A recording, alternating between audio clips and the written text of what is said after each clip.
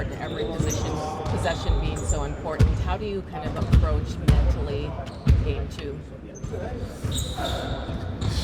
Just trusting your work. I think playoffs and everything, it's a lot of like high pressure moments, like you're saying, high stress moments. But I think the main thing is just trusting your work, and like you can't wait too late to kind of pick it up and get going. It's kind of like just preparing.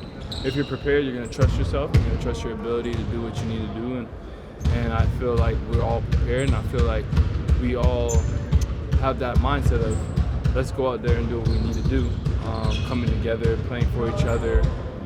I don't think game one was the only game we wanted to win, and I don't think just because we won that means our work's done. And I think everyone knows that, and everyone has that mentality of let's just go out there and be our best selves and do what we need to do to win. You'll play to your max no matter how many minutes, but how much easier is it to be you to the fullest extent in like 30 minutes versus like the 45 you had to chase Jamal Murray around with Jaden out last year? I mean, honestly, like in that situation, I was prepared for that moment and whatever it needed to be. I think now, with more time, it's kind of like easier to get adjusted to the game, get to the speed, you get more feel. It's just experience, like life's greatest teacher. Like the more you're out there, the more you can get in the rhythm. I think now it's just about using our depth to our fullest, and for me, just trying to find myself early in the game in terms of defensively and allowing those things to get me going. When my mindset's focused on that and not so much scoring and the things that I can't control, it works out for itself. How do you balance taking the momentum from what you guys did in game one, but also knowing that the odds are they're going to keep things a little closer tonight? No, 100%. They earned their way here, you know, and we know that they're going to come out hungry and want to steal a game. I know the goal for them wasn't to win game one, it was to win that game here. And for us to defend home court, that's what we have to do.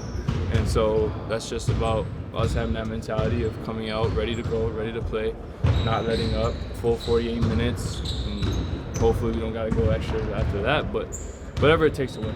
Do you know what your role is every night, or does the flow of the game dictate it? I mean, you've done this a long time now. Do you know exactly what to expect in terms of minutes you're going to get and what's going to be asked, or does a lot change on the fly? I mean, it kind of just depends. You would think so. Now we have our rotation. We have guys coming in at certain times and playing with certain lineups. But I think ultimately in the playoffs, you can't really just get too comfortable with, oh, I know this is going to happen, and then you're stuck when it doesn't. I think the main thing is just being versatile, having that mentality of anything can happen and being ready for whatever. It's the playoffs. Guys will play in one series and make an adjustment, and then the next series they're out. Or game one they helped, and then game 2, 3, 4, 5 they're out. So it's kind of just like being ready for whatever. I think whatever the team needs, you don't want to like get too set on, okay, I'm coming at this time and focus, and what if you have to go in before, or whatever the case may be. It's life, you know, it's unpredictable, and you can't just kind of get robotic with it and just trusting the preparation again and being ready to go. You talked about finding a rhythm.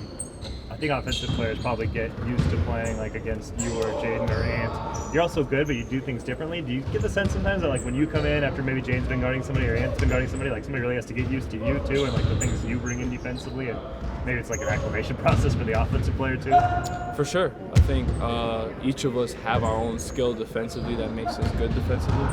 And with Jaden, like his length and his size and his lateral quickness, the way he's able to move, I think just some of the contests like surprise me sometimes. I'm like, how the hell is he sliding one way, getting bumped, and then still able to contest at a high rate? And so to me, I tip his hat just for his ability to use his length and know how to time things, and physical attributes when he's guarding and so forth. I think it's definitely a different feel and different flow to the game, and I think when guys are so good, you can't give them the same dose because they're going to pick up on it fast and they're going to be able to adjust.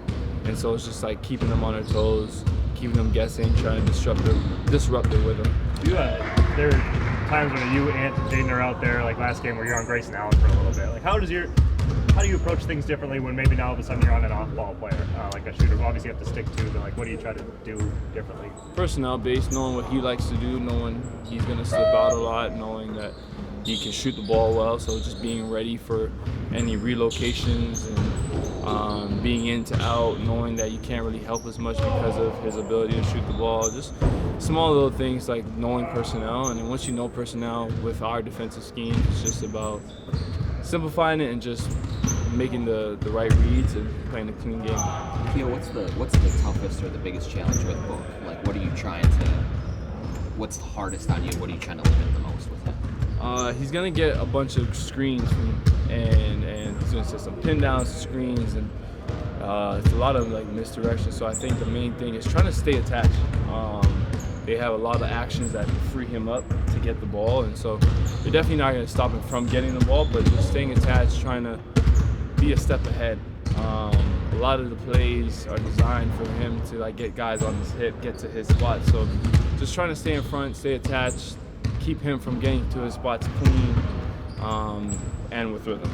It's a lot of work to navigate around screens, but once you get good at it, how much does it save you physically, not taking all those hits? I mean, tremendously. Big dudes now. Like Nurkic is, I don't know, probably like 280, 270. So, especially in a high intense game, when you're playing a lot of minutes, those hits can like toll up. And I think just being prepared and navigating around, doing your work early, all the small things save you, and just it helps a lot, honestly. Nickeil, what's the biggest change for you mentally heading into playoffs this year? For you? The biggest change mentally is, I would think, just the aggression level. Last year, I didn't really play as on ball, trying to be a leader, get guys in the spots, knowing the offense the way Mike does. I think that's what we're doing well this year. When Mike had those minutes out, we were able to sustain leads and get good offense and generate good looks. So I think learning from Mike as well, picking his brain all the time, what is he seeing, trying to talk to him as much as I can when he's on the bench just to see if he's getting a different feel or look so I can get the offense going, but also be myself. I'm not going to be Mike, but what I learned from him and how to get our flow and pace going.